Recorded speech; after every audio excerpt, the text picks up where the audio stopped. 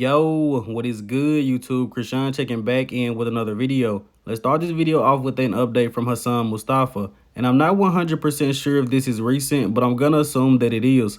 Hassan said he will be competing around June, so there's gonna be either the Cali Pro in 4 weeks, Toronto in 5 weeks, or the Orlando Pro, which is in about 8 weeks.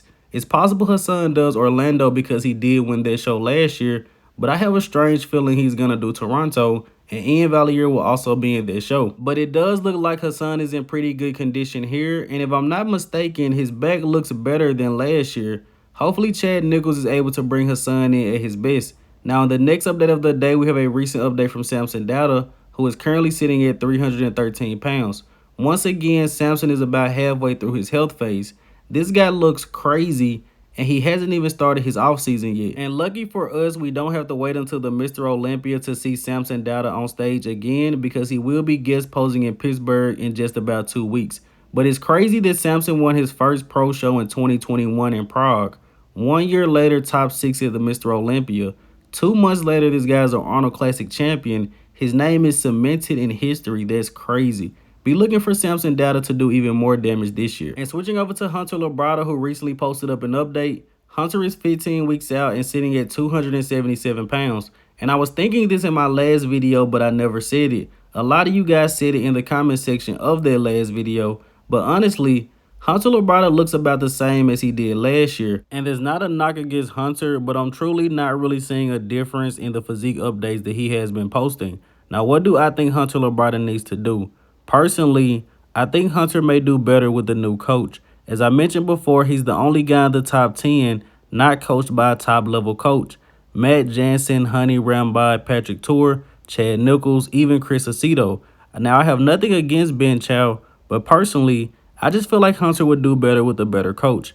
Let me know in the comment section below, what do you guys think about that? And let's switch over to Michal Krizo, who recently posted up an update. This guy looks incredible right now and improved from last year. Krizo should be competing in about 7 weeks.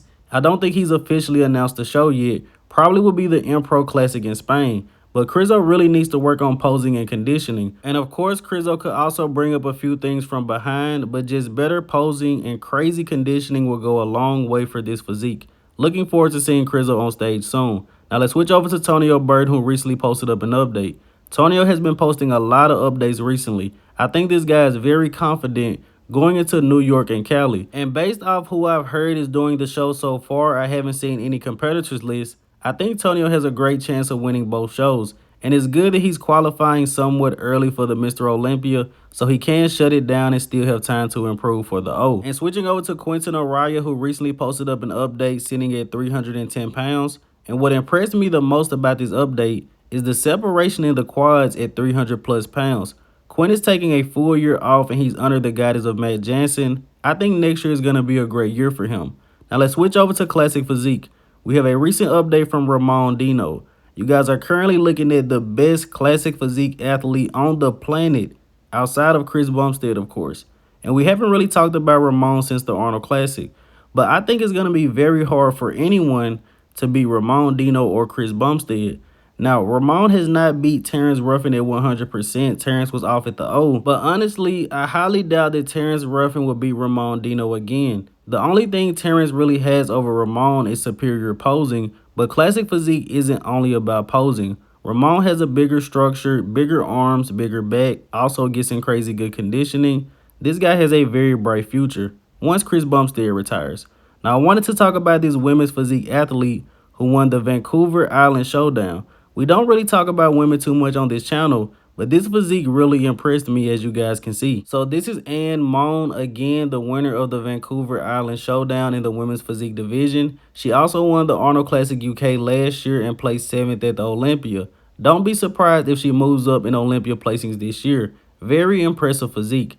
Now let's go ahead and wrap this video up here with the archive of the day. You guys let me know in the comment section below, who is this bodybuilder? As always, I hope you guys did indeed enjoy this video. If you haven't done so already, be sure to like the video and subscribe to the channel. I'm Krishan from Go Fitness, and that's it. I'm out.